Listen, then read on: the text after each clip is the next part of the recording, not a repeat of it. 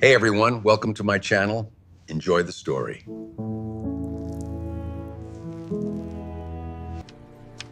Why is your name on this document? Tell me the truth, Joyce. Demian's voice cut through the ballroom so sharply that even the violinist near the staircase stopped playing. The entire Sterling charity gala went quiet. Not the soft kind of quiet either. The dangerous kind. The kind where people stop breathing because they know something ugly is about to happen. Joyce stood frozen near the center of the ballroom floor, surrounded by diamonds, champagne glasses, and people wealthy enough to destroy lives with a single conversation. Her fingers tightened slowly around the small silver clutch in her hand. Across from her, Demian Sterling held a set of printed financial documents. His jaw was tight, his eyes colder than she had ever seen them. And, somehow, that hurt more than the whispers spreading across the room. She transferred money from his family account. Oh my God. I knew something about her felt off. She got close to the sun first. Joyce swallowed hard as the voices moved around her like knives. A few hours ago, these same people had been smiling in her face. Now they looked at her like she was something dirty standing in the middle of their perfect little world. Her eyes shifted towards Summer Sterling, standing quietly near the champagne tower, watching, waiting, almost enjoying this. That was when Joyce understood. This had not happened by accident. Demian stepped closer. "Were you ever with me for anything other than access?" he asked quietly. No yelling, no scene, which somehow made it worse. Joyce looked at him like she no longer recognized the man standing in front of her. This was the same man who kissed her forehead in his kitchen 3 nights ago while his son slept upstairs. The same man who told her she made his house feel warm again. The same man who once held her hand in silence when she cried over her mother's hospital bills. And now he looked at her exactly the way everyone else did, like she was after his money. Joyce let out a small breath that trembled before she could stop it. "After everything I protected for your son," she said softly, her voice cracked near the end. "That's what you think of me?" The room fell completely still. Demian's expression shifted for the first time that night. Just slightly, like part of him already regretted asking. But before either of them could speak again, a child's voice broke through the silence. "Dad?" Demian turned instantly. Little Kyrie stood near the ballroom entrance beside one of the house staff, his small face pale and confused. His eyes moved from Joyce to the papers in Demian's hands, then back to Joyce again. "You said Joyce was family," he whispered.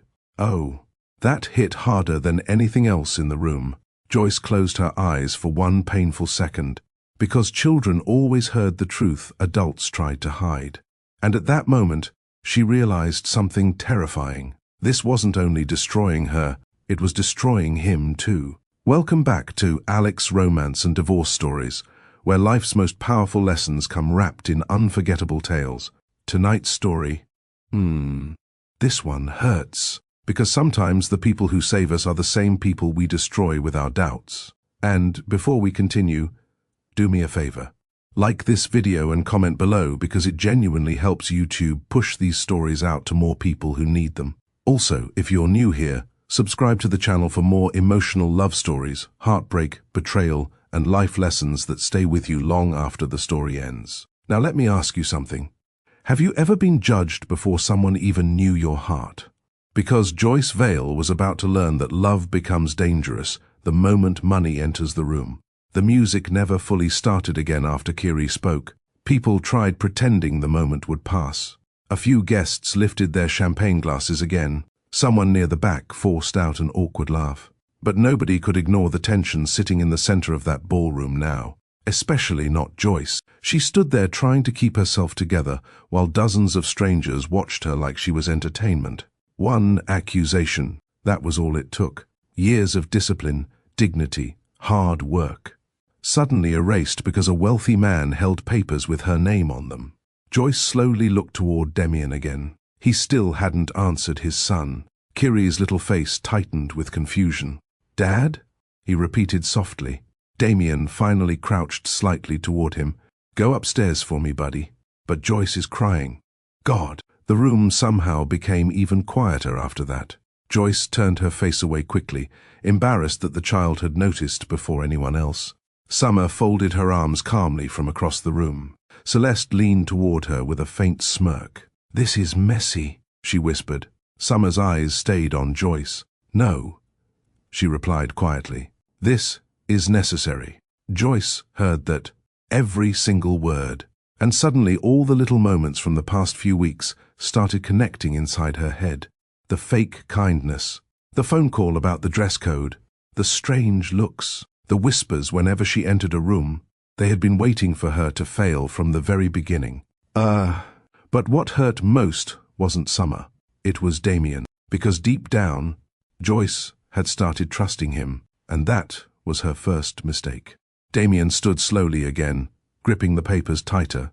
"Joyce," he said carefully, "the transfer came from an account connected to Kyrie's trust. I know where the money came from." A few guests exchanged shocked looks immediately. She admitted it. "No way." Joyce laughed softly in disbelief, not because anything was funny, because she could actually feel her heart breaking in real time. "You really think I stole from your son?" she asked. Demian's jaw tightened. "I'm trying to understand why your name is attached to this." "No," Joyce replied quietly. "You're trying to decide whether I'm lying." That one landed hard. Even Mrs. Sterling looked uncomfortable now. She stepped forward slightly. "Demian," she warned softly. But he wasn't looking at his mother. He was looking at Joyce like he wanted her answer to save him from the conclusion forming in his mind. And Joyce saw it. That hesitation, that doubt, that tiny crack in his trust. Sometimes love doesn't die when people stop caring. Sometimes it dies. The moment suspicion enters the room, Joyce slowly removed the silver bracelet Kyrie had made for her 2 weeks earlier. Tiny blue beads, one crooked letter, a child's gift. She placed it carefully on a nearby table.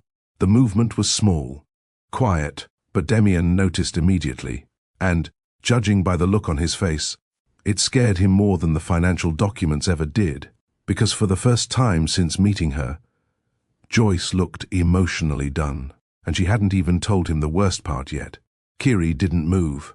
The little boy stayed near the ballroom entrance, clutching the sleeve of the housekeeper beside him, staring directly at Joyce like he was waiting for somebody to fix this. But nobody could, not anymore. "Come on, sweetheart," the housekeeper whispered gently. Kyrie shook his head. "No." His voice was small this time, scared. "I want to stay with Joyce." That nearly shattered her.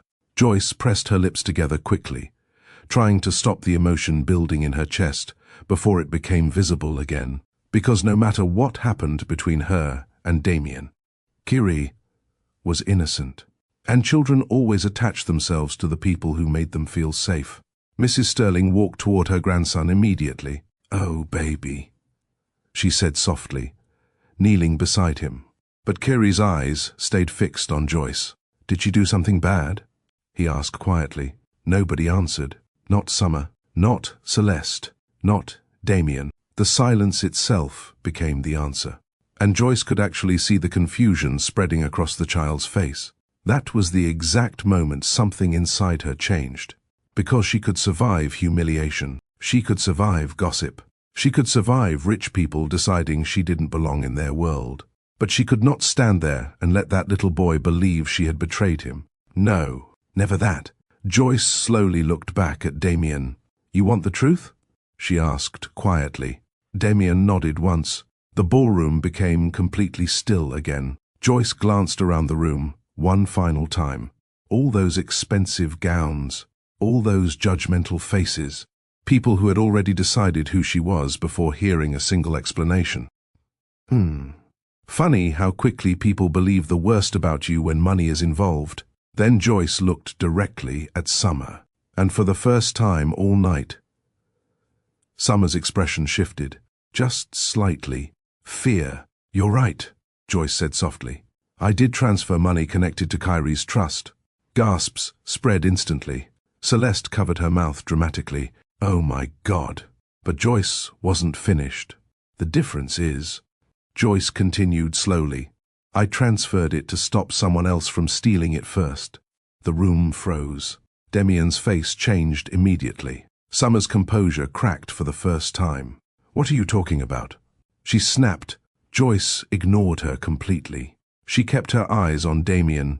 Your son's trust was being moved through shell accounts connected to one of your family board members, she said calmly.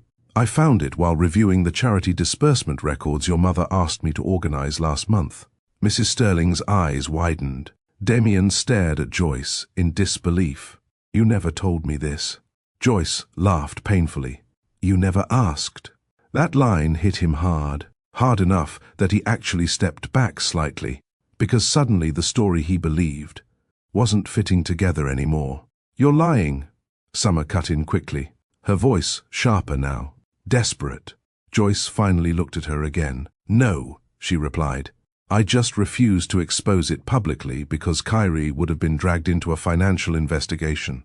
Demian's grip loosened on the papers. His breathing changed. And in that terrifying moment, he realized he might have humiliated the one person who had actually protected his son. Oh, but the damage had already been done. Joyce looked at Kyrie one last time. The child's eyes were watery now, confused, heartbroken. She forced herself to smile softly at him anyway. Then she looked back at Demian. You once told me trust was hard for you, she said quietly. I just didn't realize your fear would matter more than my character. Demian opened his mouth slightly, but Joyce stepped back before he could speak, and somehow that hurt him more, because this time she wasn't angry.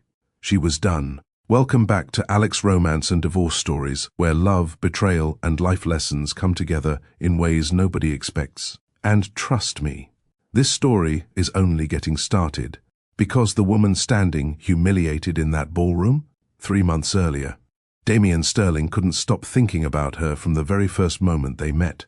And the worst part? Joyce never even wanted to be in his world to begin with.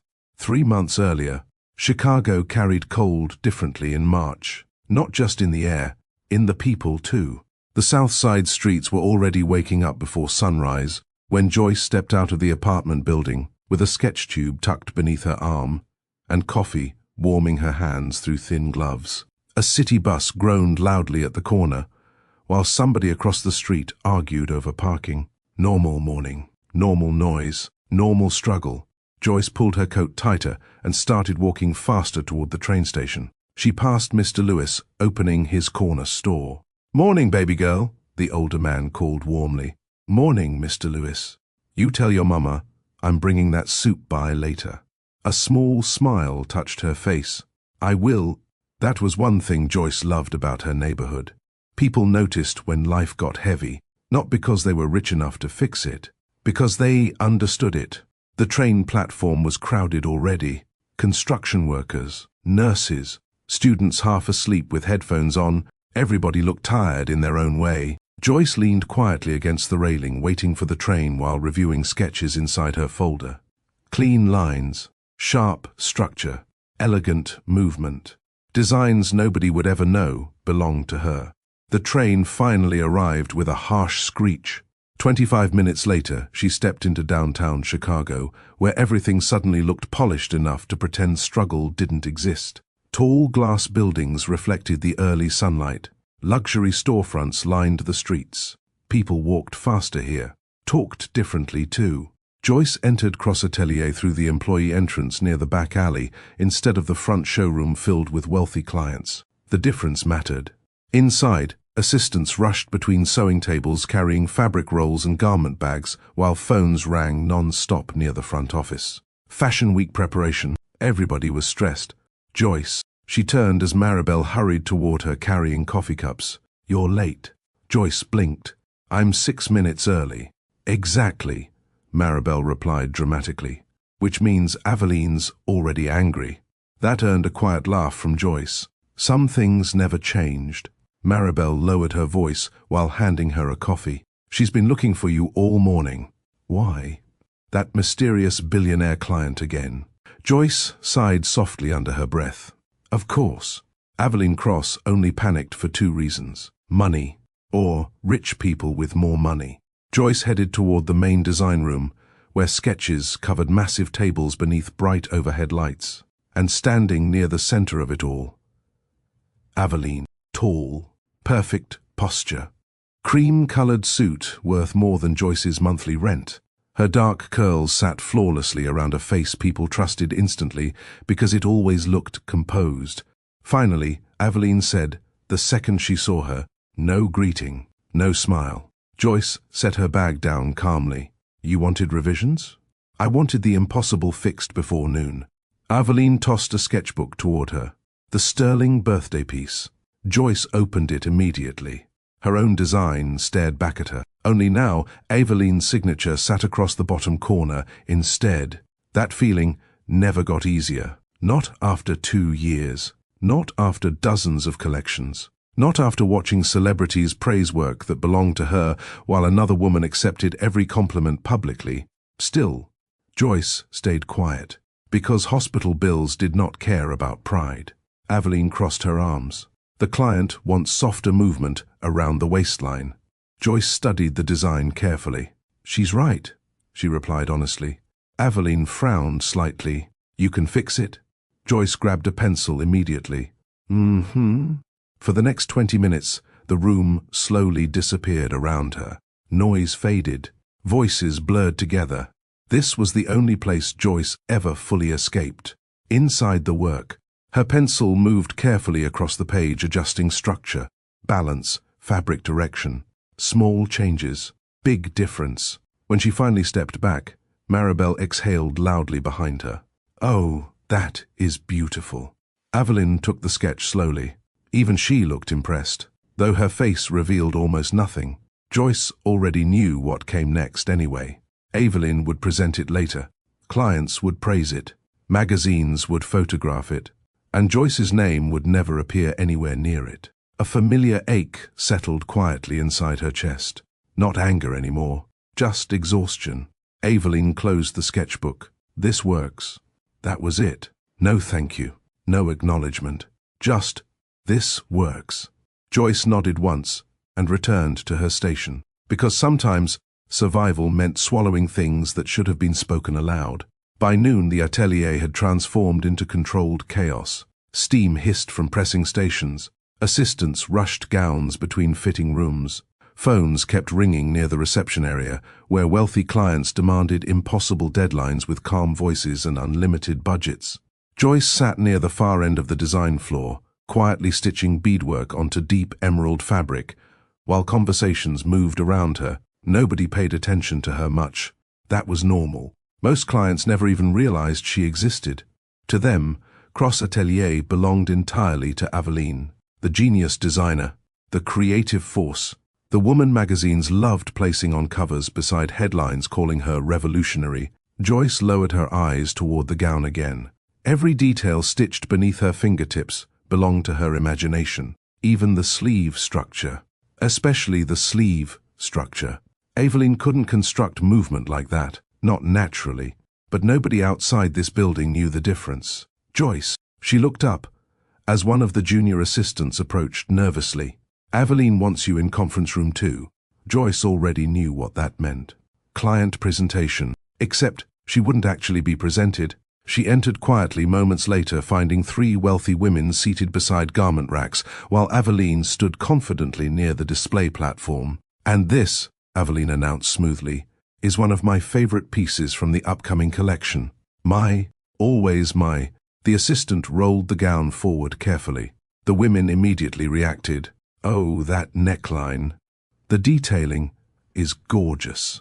So feminine, without trying too hard. Joyce stayed near the back wall silently. Invisible. Aveline noticed her reflection briefly through the glass panels, but kept speaking naturally.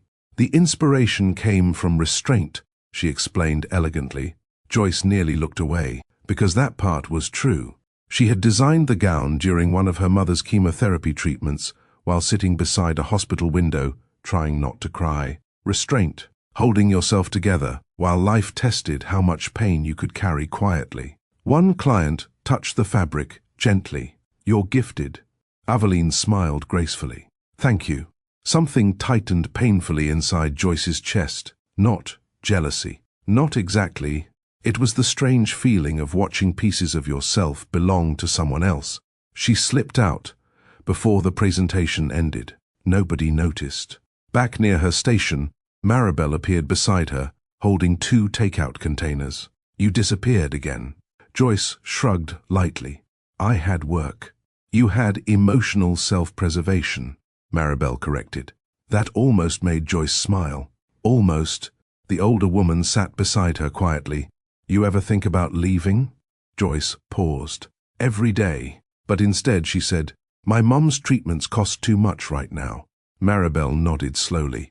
No more explanation needed, because everybody working there understood survival in different forms. Joyce opened her food container absent-mindedly before her phone vibrated beside her elbow. Mom calling. Her expression softened immediately. She answered fast. Hey, Mama. Well, hey yourself, her mother replied warmly. Even weak. Her voice still carried comfort. You eat yet? Joyce smiled faintly. You called me just to ask that. Yes, her mother answered proudly. Somebody has to make sure you're acting right. That earned a quiet laugh from Joyce. For a few minutes the noise of the atelier faded again while her mother talked about neighborhood gossip, church announcements, and how Miss Loretta downstairs nearly burned sweet potatoes during Sunday dinner. Normal things, small things, but those conversations mattered, because illness already stole enough. Joyce leaned back slightly in her chair, listening carefully. Then, her mother's breathing changed a little, just enough. Joyce noticed immediately. You tired? A little. You should be resting. And you should stop worrying so much. Joyce looked down quietly at the unfinished gown in front of her. If hard work could heal people, her mother would have been healthy years ago. By the time Joyce returned home that evening, the hallway outside their apartment smelled like fried catfish and cornbread. Mrs. Howard from downstairs must have been cooking again. The sound of old-school R&B drifted softly from another apartment nearby, while somebody's kids laughed somewhere down the corridor. Home, not glamorous, not polished, but alive. Joyce unlocked the apartment quietly and stepped inside carrying grocery bags against her hip. Mama, in here, baby. The television played softly from the living room where her mother sat wrapped in a blanket near the window. Loretta Vale had always carried herself with elegance, even when life gave her every reason not to. Illness had made her thinner, softer, but not weaker, never weaker. There's my hard-working girl, Loretta said warmly. Joyce set the groceries down first, before kissing her mother gently on the forehead. How was treatment? Loretta made a face. Hospital coffee still tastes disrespectful. Joyce laughed, despite herself. That bad? Baby, I'd rather drink dishwater. That one finally pulled a real laugh out of Joyce. For a moment, everything felt lighter. Joyce moved around the kitchen, putting groceries away, while Loretta watched her carefully from the living room. You're tired. I'm fine. Joyce glanced over. What? Loretta folded her arms slowly. You do that thing with your shoulders when you're carrying too much. Joyce looked away immediately, because mothers noticed everything. Even the pain you tried hiding politely. I'm okay, she repeated softly. Loretta studied her for another second before speaking again. That woman still taking credit for your work? Straight to the point. Always. Joyce leaned against the kitchen counter quietly. She owns the company. That wasn't my question. A heavy silence settled between them briefly. Joyce finally exhaled. I just need a little more time. Loretta shook her head slowly. No, baby. What you need is your own name on your work. Joyce swallowed hard, because, deep down, she wanted that more than anything. Not fame, not luxury, just acknowledgement. Proof that she existed beyond other people's shadows. Loretta's expression softened, seeing the emotion flicker across her daughter's face. Come sit with me.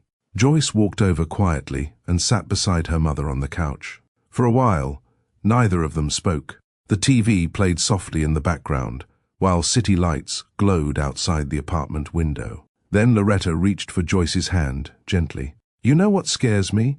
Joyce looked over. What? That one day you'll get so used to being overlooked, you'll start believing you deserve it. That hit somewhere deep. Joyce lowered her eyes immediately, because lately she had started wondering exactly that. Loretta squeezed her hand softly. You were never meant to stay hidden. Joyce blinked quickly, fighting sudden emotion rising in her throat. She leaned carefully against her mother's shoulder for a second longer than usual, and neither woman said anything after that, because sometimes love sounded like silence too. The next morning started badly, which usually meant Aveline was in a worse mood than usual. Joyce stepped into the atelier just in time to hear somebody getting yelled at near the fitting rooms. No, that hemline looks cheap, Aveline snapped. The poor assistant looked ready to quit immediately. Maribel spotted Joyce entering and mouthed, "Good luck." Joyce barely had time to set her bag down before Aveline appeared beside her, holding a garment bag. "You're going to Manhattan this weekend." Joyce blinked once. What? The Sterling family requested an in-person fitting. Joyce frowned slightly. "You're sending me? You designed the piece." The words surprised her enough that she looked up fully. Aveline noticed immediately and sighed impatiently. "Don't make this emotional, Joyce. Mrs. Sterling requested adjustments personally. Why not go yourself?" "Because I have investors flying in from Los Angeles." Simple as that. Business first, always. Aveline handed her a folder. Measurements, estate details, security clearance information. Joyce flipped through the paperwork slowly. Sterling estate, Manhattan, private fitting, wealth on a level she had only seen online. "You leave Friday morning," Aveline continued. "And Joyce?" She looked up again. Aveline's eyes moved briefly over her clothes. Professional, simple, affordable, tried to look appropriate. There it was, the reminder, the invisible line between people like them. Joyce nodded once, without reacting. "I understand." Aveline started walking away before stopping briefly. "Oh, and one more thing." Joyce waited. Demian Sterling may be there. The room shifted slightly after she said his name. Even assistants nearby looked interested now. Everybody knew who Demian Sterling was. Billionaire, investor, private, powerful, always photographed, rarely smiling. Joyce didn't react much, though. Rich men had never impressed her. Not after watching her mother work herself sick cleaning houses owned by people who barely remembered her name. Still, something about the assignment felt different, bigger somehow. Later that afternoon, Joyce sat alone reviewing fitting notes when Maribel slid dramatically into the chair across from her. "Girl." Joyce already knew that tone. "What? You're meeting Demian Sterling." So? Maribel nearly choked. "That man looks like expensive heartbreak." Joyce laughed quietly. "I'm serious," Maribel continued. "Women lose common sense around him. Well, luckily, I enjoy keeping mine." Maribel pointed at her immediately. "That right there? Keep that attitude." Joyce smiled faintly before returning to her sketches. But later, much later, when the atelier finally emptied and evening settled outside the windows, Joyce caught herself staring quietly at the Sterling estate address inside the folder, and for reasons she couldn't explain yet. Her stomach tightened slightly, as if her life already knew something was coming before she did. Manhattan looked different from inside a cab window. Cleaner, sharper, like the city itself knew money lived there. Joyce sat quietly in the back seat with Aveline's garment bag beside her, while buildings stretched higher and higher outside the glass. By the time the driver turned into the private road leading toward the Sterling estate, even she had stopped pretending this was normal. The gates alone looked expensive. Tall black iron surrounded perfectly trimmed hedges, while security cameras tracked every vehicle entering the property. The driver whistled softly under his breath. "People really live like this, huh?" Joyce gave a faint smile. "I guess so." The mansion came into view seconds later. Large stone exterior. Massive windows, elegant without trying too hard, nothing flashy, just wealth old enough not to prove itself anymore. The car stopped near the front entrance, where a uniformed attendant immediately stepped forward to open her door. "Miss Vale." "Yes." "Welcome. Mrs. Sterling is expecting you." Joyce stepped out, carefully gripping the garment bag, while trying not to stare too obviously at the estate around her. A fountain sat near the circular driveway. Fresh flowers lined the walkway despite the weather. Everything looked untouched. Perfect. The front doors opened before she even reached them. An older man in a dark suit greeted her politely. "Good afternoon, I'm Bernard." The butler? The corner of his mouth lifted slightly. That obvious? Joyce almost smiled. "A little, well," he replied warmly. "Right this way, Miss Vale." Inside somehow looked even more intimidating. The ceilings stretched impossibly high, while soft classical music played somewhere deeper inside the house. Portraits lined the walls. Real art. Not decoration people bought to impress guests. This family had money. Money. Joyce followed Bernard through the mansion, trying not to appear overwhelmed. Still, she noticed the details. Fresh lilies arranged throughout the hallway. Family photographs near the staircase. A child's backpack tossed carelessly near one corner table. That surprised her a little, because for the first time the house felt lived in, not just expensive. Bernard stopped outside large double doors. "Mrs. Sterling is inside." Joyce nodded once before stepping into the room. Sunlight poured through massive windows overlooking the back gardens where pale roses climbed stone walls outside. And near the center of the room sat Evelyn Sterling, graceful, elegant, older than Joyce expected, but carrying herself with quiet confidence that immediately filled the room. She looked up from her tea and smiled warmly. "There you are." Something about her voice instantly lowered Joyce's guard. "Mrs. Sterling." "Oh, please," Evelyn said gently. "You make me sound ancient." Joyce laughed softly despite herself. "I'm sorry. Come here. Let me look at you properly." Joyce stepped closer while Evelyn studied her face for a moment. Not judgmental, curious. "You're younger than I expected," Evelyn admitted. Joyce handed over the garment carefully. "I brought the updated fitting adjustments." "Yes," Evelyn replied knowingly. "The ones Aveline suddenly became brilliant enough to create overnight." Joyce froze slightly. Evelyn noticed immediately, then smiled. "Oh, sweetheart. I know talent when I see it." That caught her completely off guard. Before Joyce could answer, the doors behind them suddenly opened. Heavy footsteps crossed the room confidently. "Push the Zurich meeting to Thursday." The voice was deep, calm, controlled. "Because I said so." Joyce turned instinctively, and there he was, Demian Sterling, tall, broad shoulders beneath a charcoal coat, sharp jaw, cold grey eyes focused on the phone still pressed against his ear. Everything about him carried authority without effort. He ended the call while walking further inside, then finally looked up and stopped. The room shifted quietly after that. Because Demian Sterling looked directly at Joyce like he had forgotten whatever conversation he was having seconds earlier, his eyes moved slowly over her face before settling there fully, interested, focused. Too focused. Joyce straightened slightly beneath the attention. Evelyn noticed immediately. So did Bernard near the doorway. "Demian," Evelyn said smoothly. "This is Joyce Vale." Demian stepped closer. Close enough now for Joyce to notice how tired his eyes looked beneath all that control. Not weak, just carrying too much. "You designed the dress," he said. "Not a question." Joyce hesitated briefly. "I assisted." A faint look crossed his face, like he already knew that answer wasn't true. Demian kept looking at her longer than most people normally would. Not inappropriate, just attentive, like he was trying to figure something out. Joyce shifted slightly beneath the stare, before focusing back on the fitting preparation. "The fabric drapes better under natural movement," she explained while carefully unzipping the garment bag. "So I softened the waist structure." Demian's eyes lowered toward the gown, then back to her. "You noticed that from one fitting?" Joyce nodded once. She favors comfort over stiffness. Most people ignore that, because formal wear usually prioritizes appearance first. Silence. Demian looked impressed before he could hide it. Evelyn smiled knowingly from her chair. "I told you she was talented." Joyce pretended not to hear that part.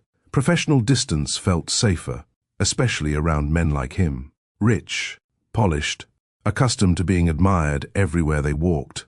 Demian removed his coat slowly while watching the fitting begin.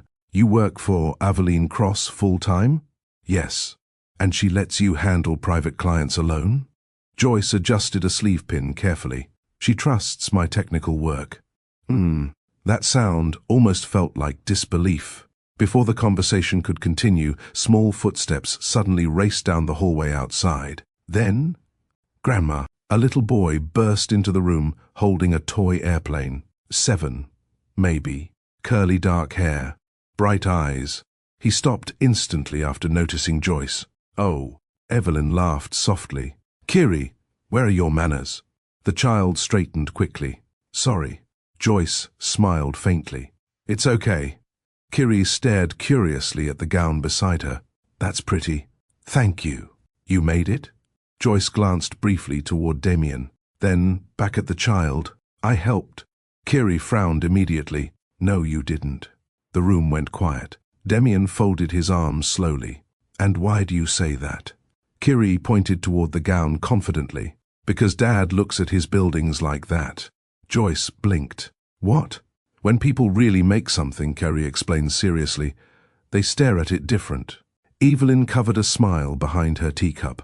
Demian actually looked amused now.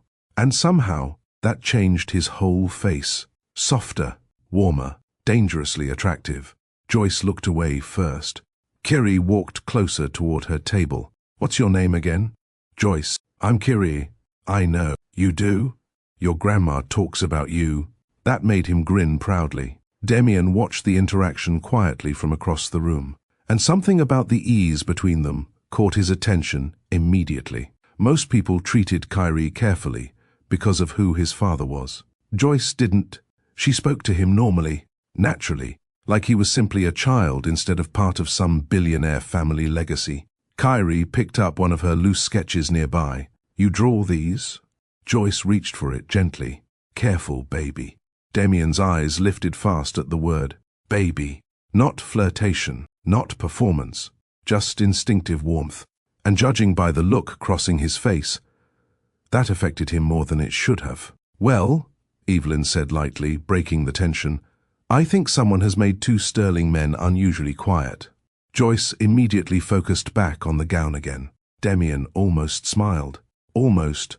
But before anything else could happen, another voice entered the room. Oh, female, sharp, controlled. Summer Sterling stood near the doorway, wearing cream-colored designer clothing and an expression that instantly cooled after spotting Joyce beside Demian and Kyrie. Her eyes moved over Joyce slowly, assessing, judging, dismissing, and Joyce felt it immediately. Summer stepped further inside. I didn't realize the fitting had started already. Demian's attention shifted instantly. We're almost done. Summer smiled politely, but her eyes stayed on Joyce. And this is? Joyce Vale, Evelyn answered calmly. She designed the birthday gown. Joyce noticed it immediately. The reaction, quick, subtle. But there, Summer did not like hearing that, not one bit. By the end of the fitting, Joyce was more than ready to leave. Not because of Evelyn, or Kyrie, or even Demian. It was Summer. Every time Joyce looked up, she found Summer watching her, quietly, coldly, like she already decided Joyce did not belong there. Still, Demian walked her toward the front entrance himself once the fitting ended, which apparently surprised everyone, including Joyce. You didn't have to do that, she said, as they moved through the hallway together. Do what? Escort me out like security might lose track of me. A faint smile pulled briefly at the corner of his mouth. That wasn't why. The honesty in his voice caught her off guard. Outside, late afternoon sunlight reflected softly across the driveway while her cab waited near the front steps. Demian stopped beside her. My mother likes very few people. Joyce adjusted her coat. She seems kind. She is, he agreed, but selective. Joyce nodded once. And she likes you. Something about the way he said it made her heartbeat shift annoyingly. Joyce looked toward the waiting cab quickly.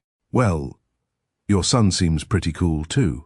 Demian's expression softened immediately at the mention of Kyrie. He doesn't warm up to people easily either. That makes 2 of you. That one actually earned a quiet laugh from him. Low, brief, real, and for one dangerous second. Joyce understood exactly why women probably lost common sense around Demian Sterling. Because when he let his guard down even slightly, he became hard to ignore. Her cab driver honked lightly. Joyce stepped back toward the car. "Goodbye, Mr. Sterling." "Demian." She paused, then nodded once. "Goodbye, Demian." The drive back to her hotel should have cleared her head. Instead, she spent most of it staring out the window, replaying his expression after she made him laugh, which irritated her immediately. No, absolutely not. Men like Demian Sterling belonged to worlds that consumed women like her whole. By the next evening, Joyce was already preparing to return to Chicago when her phone rang unexpectedly. Unknown number. She answered carefully. "Hello?" "Hi, Joyce." "Summer." Joyce straightened slightly. "Oh, hi. I hope I'm not bothering you." "No." Summer's voice sounded softer than before, almost friendly. "I just wanted to discuss tomorrow's gala." Joyce frowned slightly. "What about it?" "We're keeping things relaxed this year," Summer explained smoothly. "My aunt wanted something less formal." Joyce glanced toward the black dress hanging beside the closet door. "Relaxed?" "Yes. Very intimate, mostly family and close friends." Joyce listened quietly. "We're dressing casually," Summer continued. "Simple outfits. Nothing dramatic." That surprised her. A Sterling gala sounded like the exact opposite of casual. Still, Summer sounded convincing. "We didn't want you feeling uncomfortable," she added gently. There it was again. That word. Comfortable. Joyce relaxed slightly. "Well, thank you for letting me know." "Of course," Summer replied warmly. Then the call ended. Joyce stared at the phone for a moment afterward. Something about the conversation felt strange. Not enough to explain why, just off. But eventually, she pushed the feeling aside and reached for folded jeans inside her suitcase. The Sterling Charity Gala looked exactly how rich people imagined perfection should look. Luxury cars lined the circular driveway. Soft music floated through the mansion. Women in expensive gowns stepped carefully across marble floors, while cameras flashed near the entrance. Everything glittered. Everything. Joyce stepped inside wearing dark jeans, a fitted white blouse, and simple black heels, and instantly realized something was wrong. Very wrong. Nobody else looked casual, not even close. The women around her wore silk gowns dripping in diamonds and designer fabric. The men stood in tailored tuxedos holding crystal champagne glasses while discussing business beside enormous floral arrangements. Joyce stopped walking. Her stomach dropped immediately. Oh no. A soft laugh sounded somewhere behind her. She actually wore that. Another whisper followed. Who told her this was casual? Joyce's fingers tightened slowly around her purse. Heat crawled painfully up her neck. The realization hit all at once. Summer. This was Summer. Every polite smile, every fake kindness, every carefully chosen word. A setup. She had walked directly into it. Across the ballroom, Summer stood beside Celeste, watching everything unfold. Celeste nearly looked impressed. She really came dressed like that. Summer lifted her champagne calmly. "I told you she didn't belong here." Joyce forced herself to keep moving despite every instinct telling her to leave immediately. No, walking out now would only give them exactly what they wanted. Still, the whispers followed her anyway. Maybe she's staff? No, she's the designer. Oh, that O carried judgment all by itself. Joyce moved toward the edge of the ballroom, trying to disappear quietly before this became worse. But unfortunately, that was the exact moment Demian entered. The room shifted instantly around him. People greeted him. Investors approached him. Women noticed him. But Demian barely acknowledged any of it. Because the second he stepped inside, he saw Joyce, standing alone, embarrassed, humiliated, and suddenly, nothing else in the ballroom seemed important anymore. His expression changed immediately. Sharp, focused, concerned. Joyce looked away quickly, pretending not to notice him. Too late. Demian had already started walking toward her. Not slowly either. Directly, intentionally. Guests began noticing immediately. Conversations lowered. People turned. Summer's calm expression finally cracked slightly. Because this was not part of her plan. Demian stopped directly in front of Joyce, close enough now that she caught the faint scent of cedarwood on his suit. His eyes moved carefully over her outfit once, then around the ballroom, then back to her face. And suddenly he understood, completely. "You okay?" he asked quietly. Joyce forced a small nod. "I'm fine." He studied her for another second. "No," he said softly. "You're not." Her throat tightened embarrassingly fast after hearing that, because somehow kindness hurt worse right now. Demian lowered his voice further. "Someone did this to you." The moment Demian realized Joyce had been set up, something inside him turned cold, not toward her, toward everyone else in that ballroom. He glanced once around the crowd, still pretending not to stare, then looked back at Joyce. "Come with me." Joyce hesitated. "I really should just leave.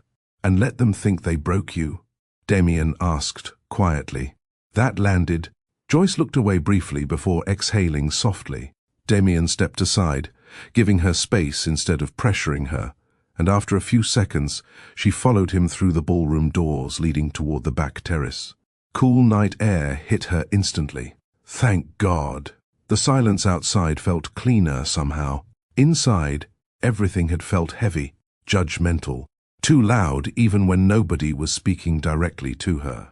The terrace overlooked the city skyline glowing against the dark Manhattan sky, while soft lights wrapped around stone railings nearby. Joyce folded her arms tightly against herself. "I should have known," she admitted quietly. Demian leaned against the railing beside her. Knew what? That people like Summer don't suddenly become kind for no reason. He looked at her carefully. "You figured out it was her?" Joyce gave him a look. "She told me everybody was dressing casually." Demian's jaw tightened immediately. A dangerous kind of calm settled over him after hearing that. For a moment, he didn't speak. Then, "I'm sorry."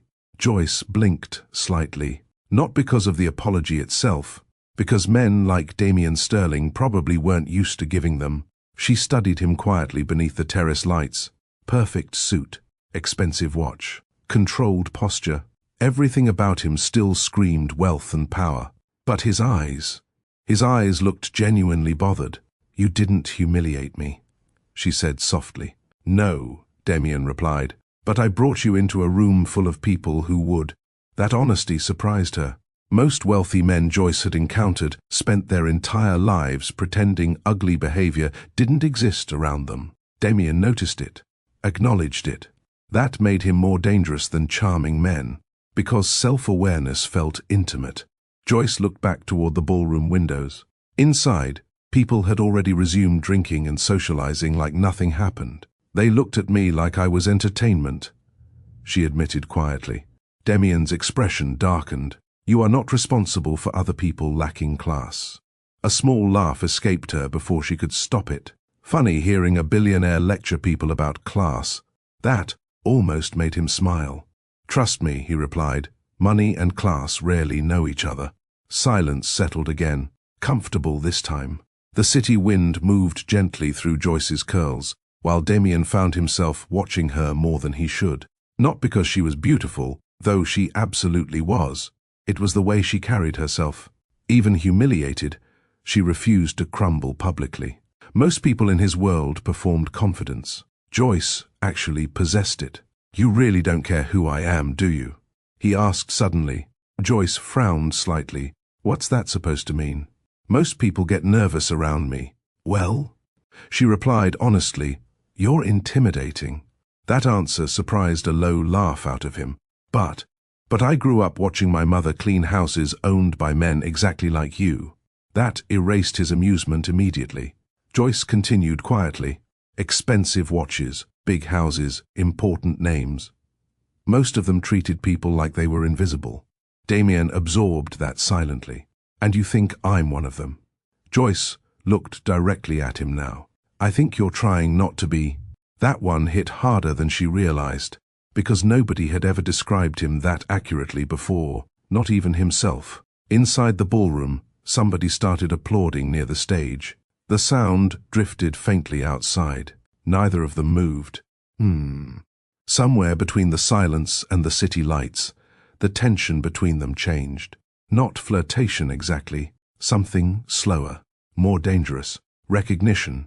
Over the next 2 weeks, Joyce told herself repeatedly that she should keep distance from the Sterling family. And over those same 2 weeks, Demian somehow kept finding reasons to call her. At first it sounded professional. Questions about alterations, fabric consultations, upcoming charity event designs, but eventually even Joyce noticed the conversations stretching longer than necessary, especially late at night. "You're still awake?" Demian asked one evening over the phone. Joyce balanced fabric samples across her apartment table while speaking quietly. "Some of us have jobs." That was disrespectful. She laughed softly. "There's the billionaire ego." "There it is," he replied. "The attitude." That smile returned to her face again before she could stop it. And honestly, that annoyed her a little, because she was starting to enjoy him. A dangerous mistake. By Saturday afternoon, she found herself back at the Sterling estate, helping Evelyn review gala seating arrangements. Kyrie immediately spotted her entering the living room. Joyce. The little boy nearly slid across polished floors, trying to reach her faster. Joyce laughed while kneeling slightly to hug him. "Hey, baby." Demian looked up from his laptop nearby the second she said it again. That word, baby, soft, natural, like affection, came easily to her.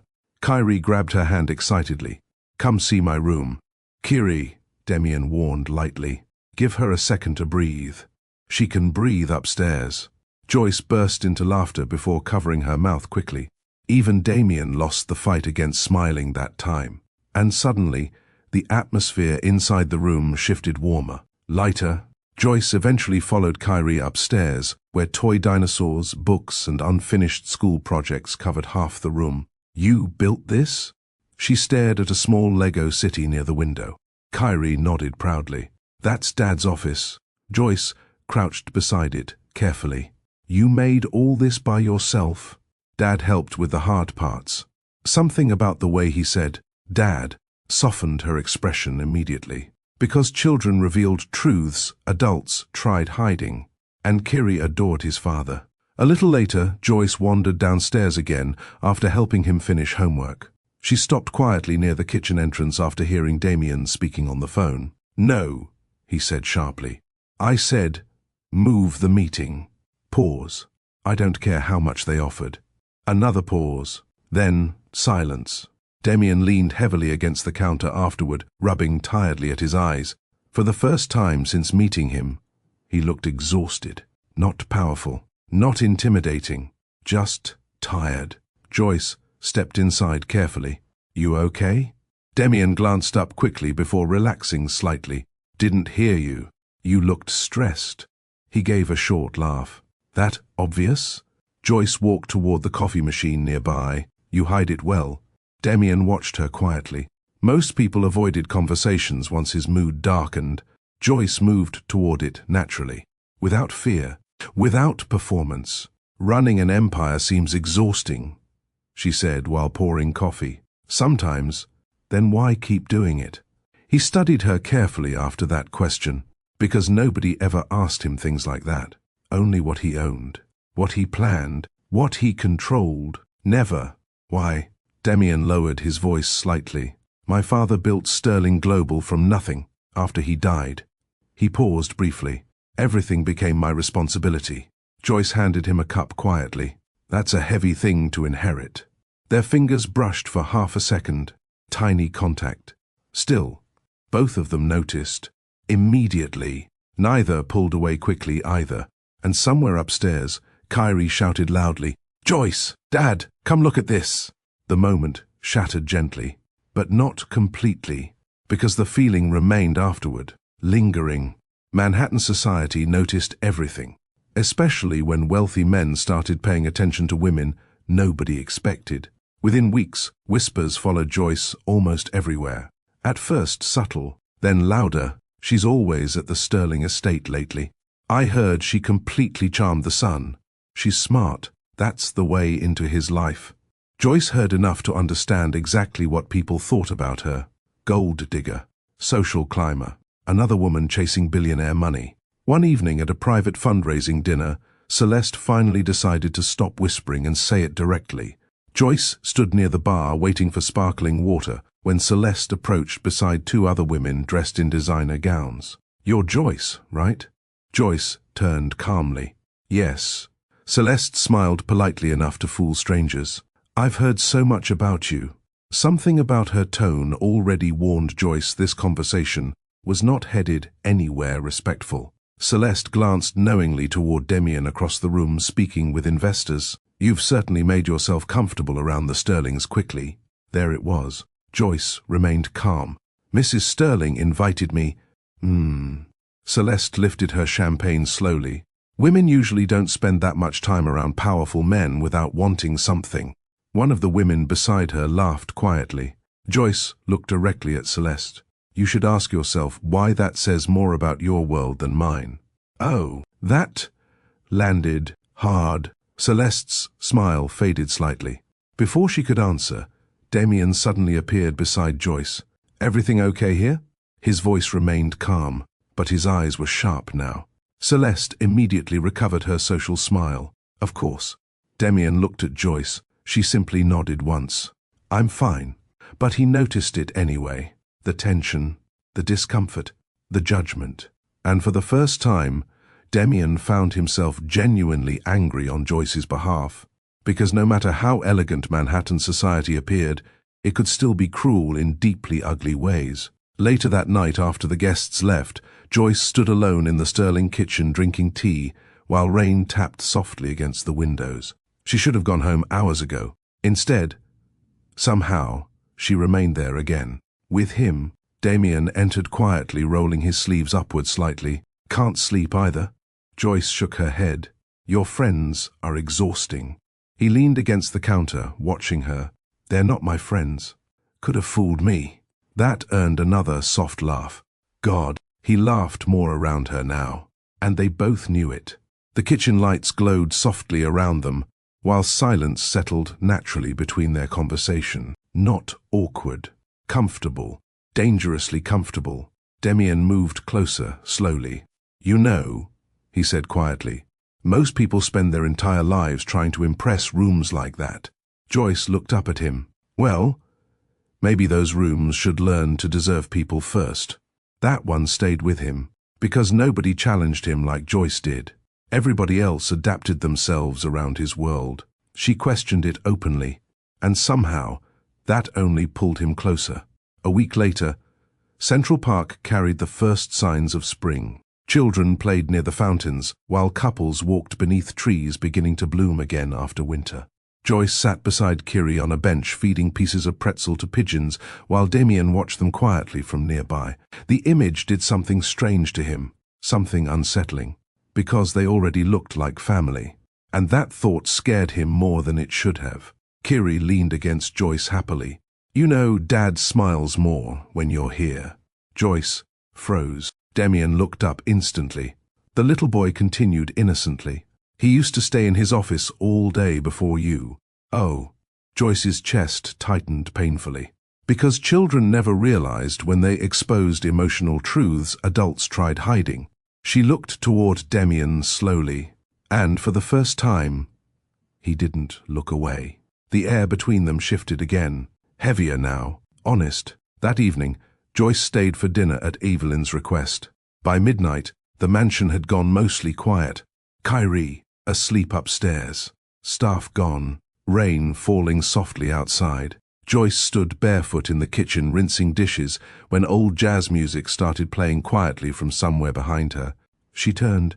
Demian held his phone loosely beside him. "What are you doing?" "Saving the atmosphere." Joyce laughed softly. "You're ridiculous." "Probably." He stepped closer afterward. Not too close. Just enough. The music filled the silence gently, while Joyce looked up at him beneath warm kitchen lights. And then, without really planning it, Demian offered his hand. Joyce stared at it briefly. "You dance in kitchens often?" "Only when I'm trying to impress somebody." That almost broke her composure completely. Slowly, she placed her hand in his. No audience, no ballroom, no expensive performance. Just quiet music, and two emotionally guarded people swaying slowly across a kitchen floor after midnight. Demian's hand rested carefully against her waist. Respectful, gentle, still enough to make her heartbeat betray her.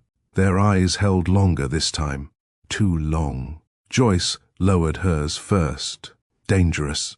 This was becoming dangerous. And neither of them seemed willing to stop it anymore. But upstairs, near the hallway balcony, Summer watched everything silently, especially the way Demian touched Joyce's hand like she mattered. And in that exact moment, Summer decided Joyce Vale had to go. Completely. Not embarrassed. Destroyed. The Sterling Foundation Gala happened 6 weeks after the night Demian danced with Joyce in the kitchen. And by then, Manhattan had already decided who Joyce was. Women stopped conversations when she entered rooms. Men smirked behind champagne glasses. Online gossip pages started attaching her name to Demian's anytime he appeared near her publicly. She's securing her future. She knew exactly what she was doing.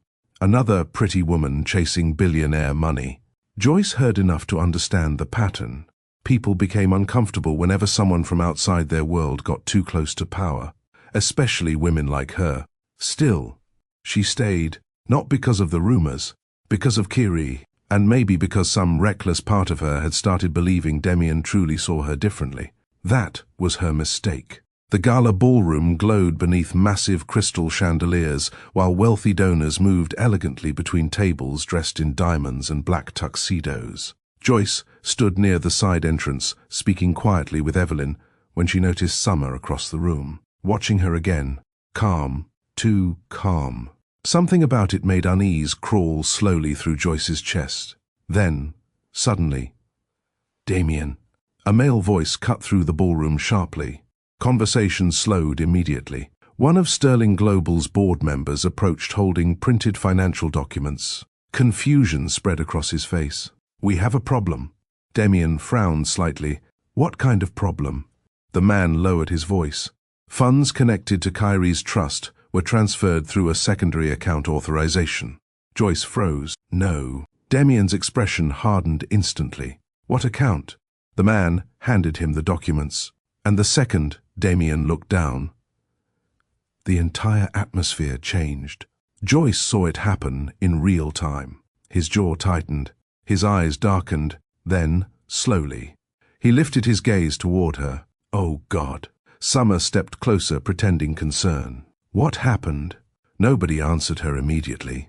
The silence became unbearable. Then another guest whispered nearby, "Is that her name on the transfer?" A second voice followed quickly. "You're kidding. Wow." And just like that, the room turned against Joyce completely. Gold digger. She played the long game. I knew something felt off about her.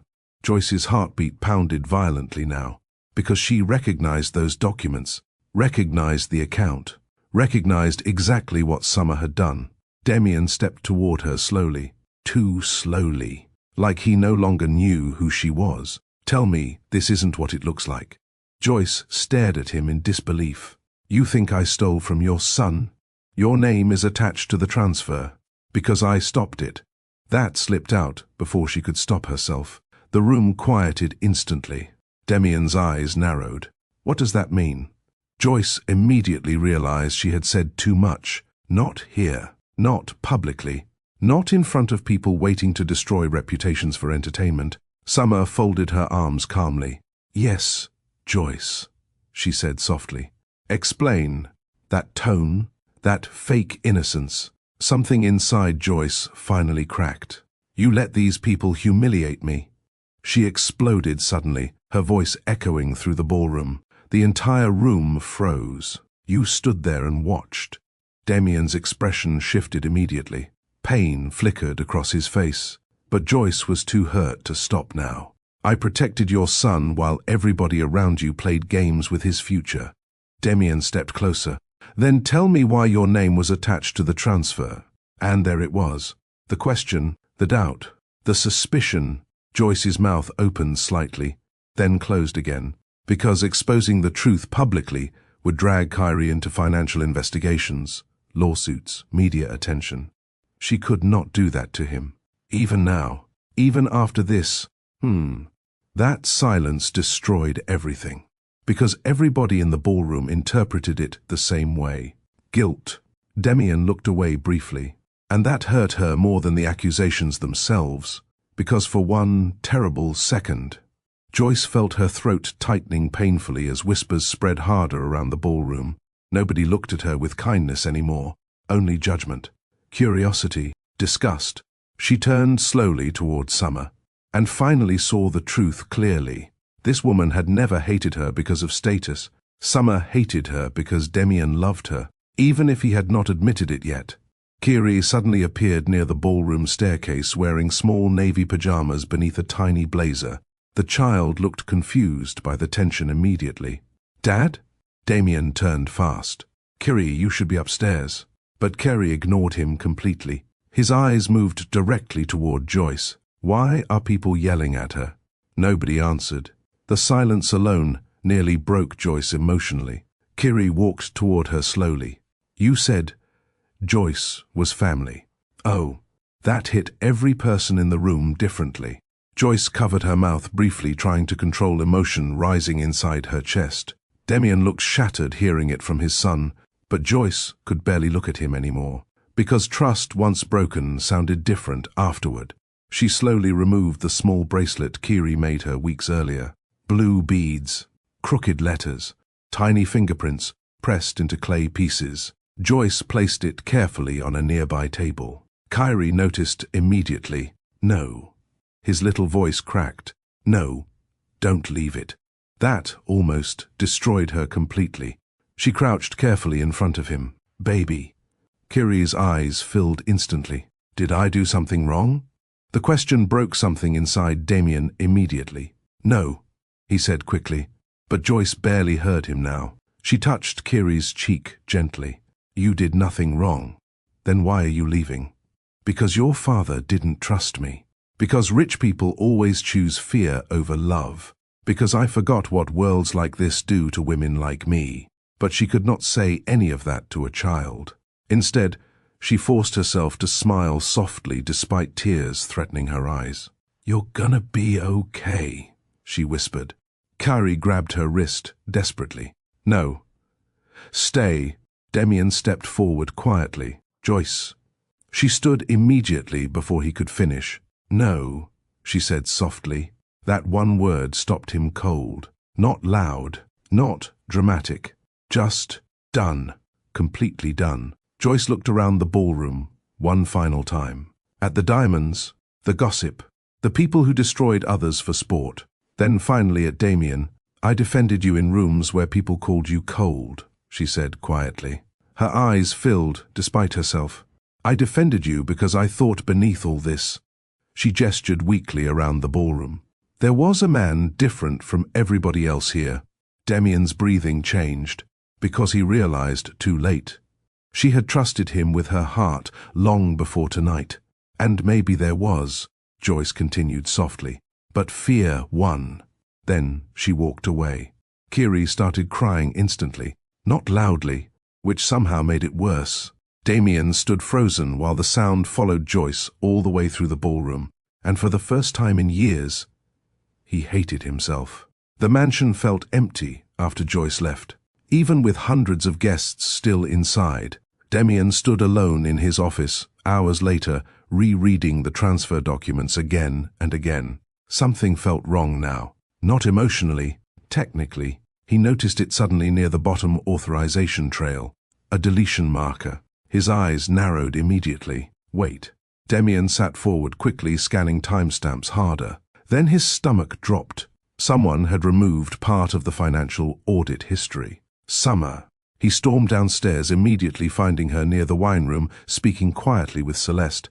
"Where did you get those documents?" Summer blinked calmly. "What?" "The transfer files." Her expression shifted slightly, too slightly for anyone else to notice. "Not him, Demian." "Answer me." Celeste quietly excused herself immediately. "Smart decision." Summer folded her arms defensively. "I was protecting this family." "No," Demian said coldly. "You were targeting Joyce. That woman manipulated Kyrie emotionally. She protected him." Silence. Summer's face lost color instantly. Demian stepped closer now. You deleted sections of the audit trail. Summer looked away briefly, and that was enough. Everything clicked together violently inside his head afterward. Joyce's hesitation, the transfer timing, the shell accounts. Oh God. She had been protecting Kyrie's inheritance from internal theft, and he publicly humiliated her for it. Demian backed away slowly. Horror settled across his face. She told me without telling me, he whispered. Summer looked shaken now. You don't understand. No, Demian interrupted sharply. You don't understand what you just destroyed. He left immediately afterward. By morning, he stood outside Joyce's apartment, holding flowers he knew meant absolutely nothing now. The door was unlocked slightly. Demian stepped inside carefully. Silence. Too much silence. The apartment looked emptier already. Closets half cleared. Sketch tables mostly packed. She was gone. His chest tightened painfully. Then, he noticed the notebook sitting alone near the window. Demian picked it up slowly. One folded note rested inside. His hands shook slightly opening it. I loved your son enough to leave before he learned to hate me too. Jesus. Demian closed his eyes hard. Pain hit him fully then. Not jealousy, not guilt. Loss, real loss. He sat slowly near her sketch table afterward, opening the notebook further, and completely shattered. Pages filled with drawings. Kyrie laughing in Central Park. Demian asleep on the couch with paperwork beside him. A rough sketch of the Sterling kitchen during their midnight dance. And near the back, wedding dress concepts. Elegant, soft, personal. One page simply labeled, Someday. Demian lowered the sketchbook slowly into his lap, because Joyce had imagined a future with him quietly, while he stood doubting her intentions. A knock sounded behind him moments later. Mrs. Sterling entered softly. She left this morning. Demian looked up painfully. Where? Evelyn hesitated. Chicago. Her mother's condition worsened. Demian stood instantly, but Evelyn's next words stopped him cold. And Demian? She said quietly. Yes? She rejected $5 million from Summer 3 weeks ago. Silence. She was offered money to disappear from your lives. Evelyn continued softly. She refused. Demian looked completely destroyed now. Because finally, he understood the full truth. Joyce never wanted his money. She only wanted him, and he ruined it. Chicago greeted Demian with rain, cold rain. The kind that soaked through expensive coats and reminded people money could not protect them from everything. He stood outside St. Mercy Medical Center, staring up at the building while traffic splashed through wet streets behind him. 3 days. That was how long it took him to find Joyce after she left New York. 3 days of phone calls, hotel records, flight manifests, conversations with people who clearly disliked him after learning why Joyce disappeared. And honestly, he deserved that. Demian entered the hospital quietly carrying flowers. He already knew she probably would not accept. The elevator ride felt endless. By the time he reached the oncology floor, his chest felt tight enough to crack open. He spotted her near the hallway window almost immediately. Joyce stood holding 2 coffee cups while staring outside at the rain sliding down the glass. She looked thinner, tired, emotionally exhausted in a way beauty could not hide. For a moment, Demian simply watched her, because seeing her again hurt more than he expected. Not dramatic pain, not loud pain. The quiet kind, the kind filled with regret. Joyce sensed him before he spoke. Her shoulders stiffened slightly. Then slowly, she turned, and the second her eyes landed on him, every wall inside the hallway went emotionally cold. What are you doing here? Demian swallowed carefully. I needed to see you. Joyce looked away first. Well, you've seen me. That distance in her voice nearly broke him immediately. He stepped closer carefully. Joyce, please. No. One word. Sharp enough to stop him. You don't get to show up here acting like we're having some emotional movie moment. Demian lowered his voice. I know I hurt you. You humiliated me. The honesty in her tone hit harder, because she was no longer yelling. No anger now, only damage. Rain hit the hospital windows harder outside, while silence stretched painfully between them. Finally, Demian spoke again. "I know the truth." Joyce laughed softly without humor. "Congratulations." Summer manipulated the documents. "And?" Demian blinked slightly. "And?" He repeated. Joyce looked directly at him now. "The second people questioned my intentions." Her voice tightened painfully. "You looked at me exactly how they did." Oh God, that landed everywhere inside him, at once. "You loved me only when it was easy," she continued quietly. "The moment things got ugly, you stopped seeing me." Demian's face broke completely after that, because every word was true. Every single one. "I was scared," he admitted softly. Joyce shook her head immediately. "No. You were comfortable believing the worst about me because deep down you already thought women like me wanted something from men like you." Demian looked like she slapped him, but Joyce kept going, because the pain had lived inside her too long now. "I stood in rooms defending your name while people called you cold," she whispered. "And the first time your world pressured you." Her eyes filled despite herself. "You folded." Demian stepped closer, desperately. "I love you." Silence. Joyce froze. The words came too late. Both of them knew it instantly. Her eyes closed briefly before she looked away toward the rain again. "That's what makes this so sad." Loretta Vale died 4 days later. Quietly. Just after sunrise, Joyce was holding her hand when it happened. The hospital room stayed painfully still afterward, except for the soft monitor tone nurses rushed to silence moments later. Demian arrived too late. Again, he spotted Joyce sitting alone outside the room wearing the same sweater from the night before, completely motionless, not crying, not speaking, just staring ahead like something inside her had gone numb. Demian approached slowly. "Joyce." No response. He crouched carefully in front of her. "I'm so sorry." Nothing. That scared him more than tears would have, because Joyce always felt deeply. Even her anger carried emotion. But this emptiness looked dangerous. Finally, she spoke quietly without looking at him. "My mother used to say people show their real character during painful moments." Demian listened silently. She was right. That one hurt. Not loudly. Just deep. Demian sat beside her carefully afterward, while hospital staff moved quietly around them in respectful silence. For the first time in his life, he had no idea how to fix something. No money, no influence, no power, none of it mattered. Because grief did not negotiate. Hours later, after funeral arrangements began, Demian drove Joyce home through grey Chicago streets, while soft gospel music played quietly from the radio. Neither spoke much. The silence between them no longer felt intimate. Now it felt wounded. At Joyce's apartment building, she reached for the door handle immediately. "Joyce." She paused. Demian's voice cracked slightly for the first time since she met him. "Please don't disappear from my life." Her breathing caught softly, but she never looked back at him.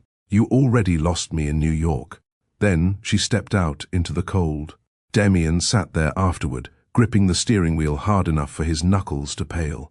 Because somewhere deep down, he realized she meant it. 1 year changed Demian Sterling completely. Manhattan noticed it first. The billionaire who once dominated elite events barely attended them anymore. Board meetings became shorter. Interviews disappeared completely. Society women stopped chasing his attention after realizing his smile almost never reached his eyes now. Even the tabloids called him different, quieter, colder. But the truth was simpler than that. Demian was grieving someone still alive in his memories. The Joyce Vale Foundation opened quietly in Brooklyn 12 months after the gala disaster. No huge press conference, no dramatic announcement. Just a building dedicated to funding young black female designers who lacked opportunities and industry connections. Joyce's name stood across the front entrance in gold lettering. Demian stared at it silently opening morning. Evelyn approached beside him. She would have hated the attention. A faint smile touched his face briefly. Probably. Inside the foundation hung framed sketches recovered from Joyce's apartment. Designs, concept art, dreams she never received enough time to build fully. Demian personally funded every scholarship himself, not because guilt demanded it, because Joyce deserved permanence. Kyrie visited the foundation every Friday after school. The little boy still talked about her constantly, still kept the bracelet she returned that night at the gala, still asked questions Demian never fully knew how to answer. One rainy afternoon, Evelyn entered Demian's office holding a folder quietly. Her expression alone made his stomach tighten. What happened? Evelyn hesitated briefly. Then, there was an accident 6 months ago. Demian's body went completely still. No. She relocated to Atlanta after Chicago, Evelyn continued softly. A delivery truck lost control during a storm. The room blurred instantly around him. No, no, no, no. She died at the scene. Silence swallowed everything afterward. Demian lowered slowly into his chair, staring at nothing. His breathing changed first, then his hands, shaking, because somehow, after all this time, some part of him still believed he would eventually fix things, eventually find her again, eventually earn another chance. But death ended conversations permanently, and suddenly the weight of that truth crushed him completely. Kyrie entered the office later that evening carrying a folded piece of paper carefully.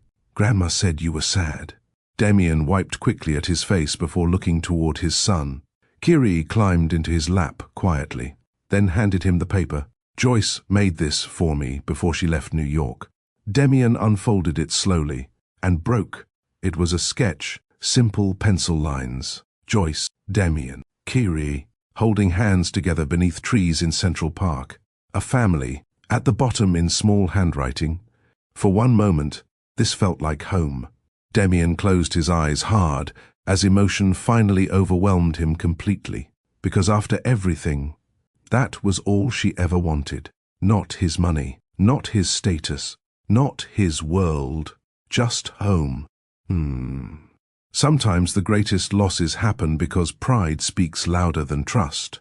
And sometimes apologies arrive long after the person needing them is gone. Welcome back to Alex Romance and Divorce Stories, where love, heartbreak and life lessons remind us how fragile human connection really is. Tonight's lesson? Never judge somebody's heart based on their background. Some people love genuinely, even when the world refuses to believe them. And Demian Sterling learned too late that trust matters more than wealth ever will. So, tell me in the comments, did Demian deserve forgiveness? Would you have walked away after that humiliation? And if this story touched you emotionally, don't forget to like this video, subscribe to the channel, and share it with someone who still believes real love deserves protecting.